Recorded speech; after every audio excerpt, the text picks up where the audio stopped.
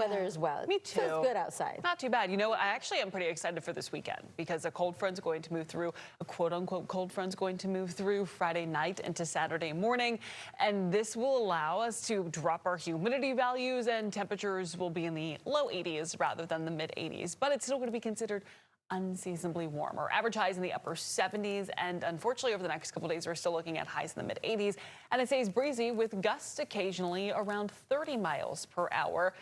It'll still be breezy as we go, though, into the weekend, especially on Saturday as that cold front tries to clear the area. For now, though, this morning we're starting off with sustained winds of around 5 to almost 15 miles per hour in many spots, and we're still monitoring for some fog. But at the moment, the only really thick and dense fog we have is in Alice. We're down to about a quarter-mile visibility there. Otherwise, you do not need the jackets as you step out the door this morning. Temperatures are in the 60s and 70s, and of course, it's going to be another warm afternoon with temperatures today in the middle and upper 80s, even warmer in the brush country with temperatures reaching the mid 90s. As we go into the afternoon, we'll have a mix of sun and clouds, and just like yesterday, at times we'll have more cloud cover rather than sunshine, and temperatures will steadily climb into those 80s and those 90s. Now, sustained winds of about 20 miles per hour throughout the day. Notice right around lunchtime, our winds gust to around 25 to nearly 30 miles per hour. Those gusty conditions are expected to continue into the evening as well. So as we go towards 3, 5, 7 o'clock, we're still looking at gusts of around 30 miles per hour. So if you're going out for maybe a round of golf today, I would suggest the morning time frame would be better for your golf game, so it's not as windy.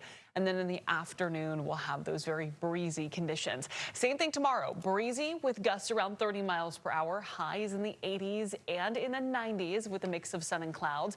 And with high pressure in place now through Friday, we're still going to stay dry, warm, and breezy. But Friday night into Saturday is when our next front moves through. This is going to be a dry front, so really not popping up a lot of rainfall.